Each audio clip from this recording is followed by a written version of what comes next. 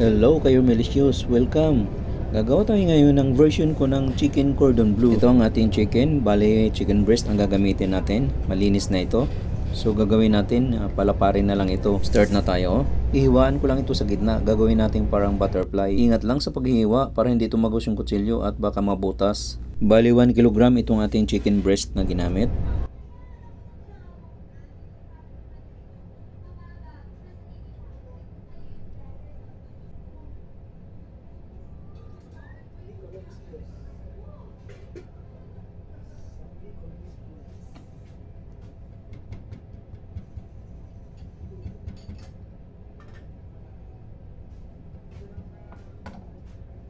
Okay na ito. Sa pangalawa naman tayo.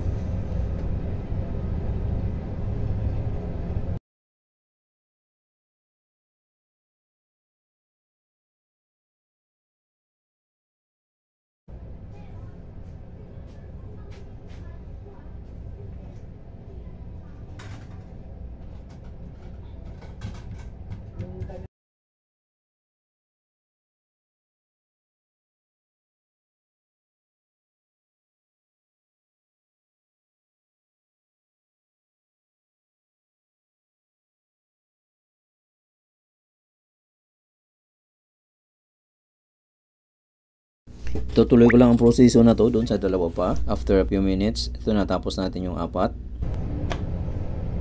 Next step, gagawa tayo ng marinade para maging malakas at juicy yung ating chicken. Ito yung gagamitin natin sa marinade: mayonnaise, mustard, fresh milk, salt and pepper to taste. Fresh milk,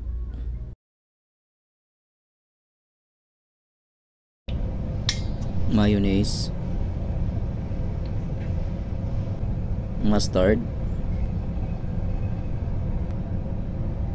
salt,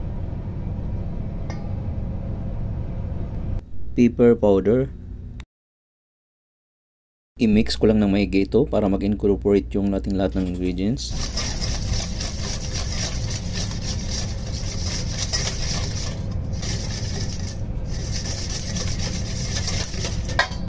Okay na itong ating marinade. Now, i-coat na natin yung ating chicken dito.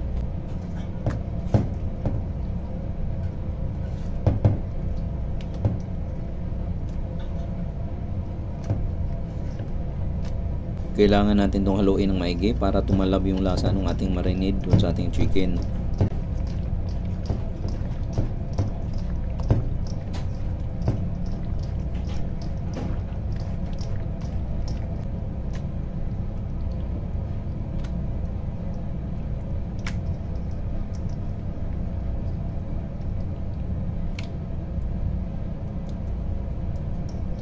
So, erase muna natin to ng at least 20 minutes. After 20 minutes, proceed na tayo. Maglalagay na tayo ng palaman. Isang chicken breast, isang slice na ham, ilalagay, at kapiraso noong cheese.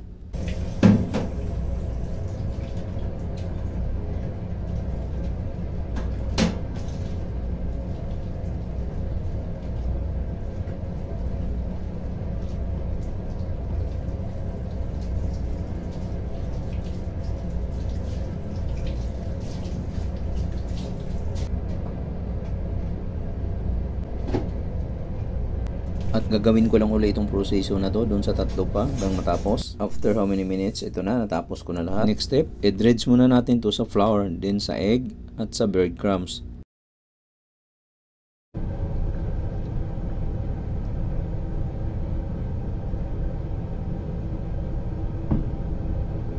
Yan.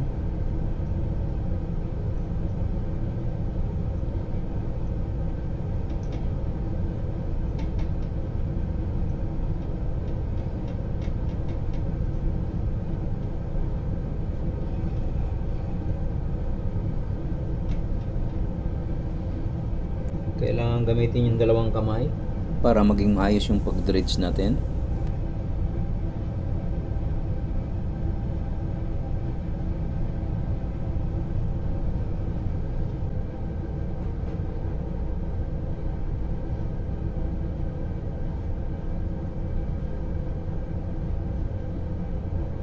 Make sure na maikot natin ang gilid ng ating chicken, paikot, para magdikit ito at may sealed natin later. Now, i-dredge na natin sa egg. Much better pag dredge natin sa egg, gagamit natin ng tinidor or kutsara para hindi na magbabasa ang ating kamay. Kagaya nito.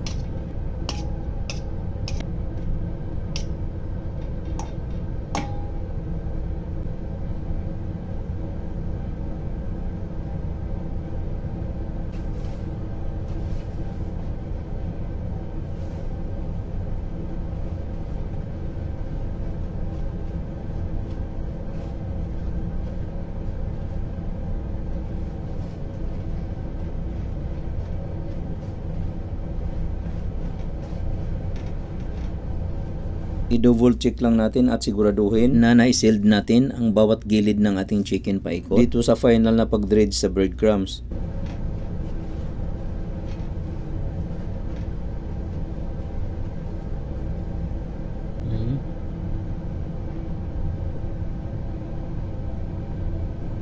Ito na yon. So gagawin ko lang ulit itong proseso na to hanggang matapos yung iba pa. After how many minutes, natapos na natin. Next step, i-wrap muna natin itong ating chicken dito sa plastic para doble sigurado tayo magsisealed talaga ito.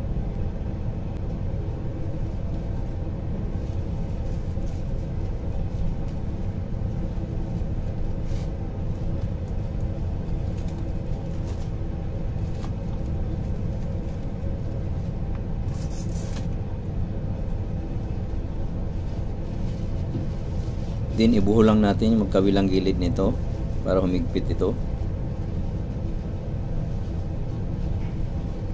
Ayan.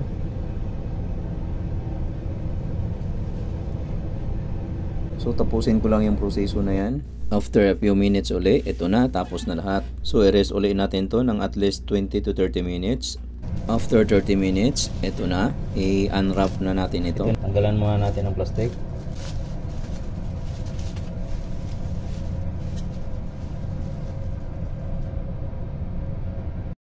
Ayan o, pagmasdan nyo yung edges ng ating chicken, totally close talaga ito. So nakaka-check na tayo nito na hindi ito papasukin ng oil pag pinrito natin. Ito pang isa o, di ba? Totally close talaga ito. Ayan ito. Ito yung edges nung pag-roll natin. Nag-close na ito dahil sa ginawa nating pagbalot. So this time ready to fry na ito. Ito, may pinainit na akong mantika. Dapat sa pagpiprito nito, nasa medium heat lang tayo. Dahil masilan itong ating breadcrumbs. Pag masyadong mainit, mangitim agad ito. At dapat naka-deep fry talaga yan, kalubog sa mantika. Dahil hot plate lang gamit ko, pagka nakita ko naman masyadong mainit yung aking mantika, naglalagay ako ng parilya sa ilalim. And then, pagka normal na naman uli yung init, tatanggalin ko na uli yung parilya. Meron tayong dalawang option sa pagluto nito. Pwedeng i-deep fry, pwedeng i-oven. Para sa akin, mas prefer ko ang deep fry kasi lasap mo yung crunchiness ng breadcrumbs. Pero nasa sa inyo pa rin kung anong gusto nyo. Bigta rin natin.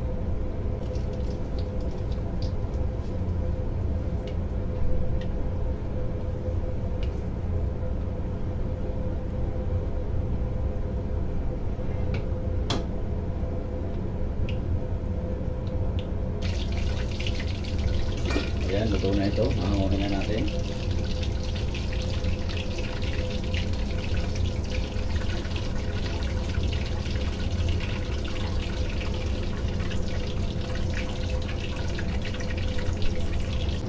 At naluto na natin ulit itong pangalawang batch. Ito na yung apat na roll natin na 1 kilo. This time, kailangan muna nating i-resto ng at least 30 minutes. Bali, nag-melt na kasi ang cheese niyan sa loob. So, gusto nating mangyari na mabuo uli ng bahagya yung cheese bago natin i-slice.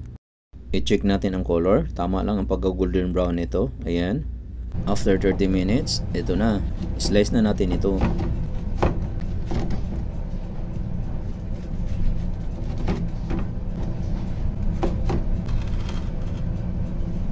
Ayan yung sinasabi ko, nabuo uli ng bahagya yung ating cheese. Ganyan lang dapat.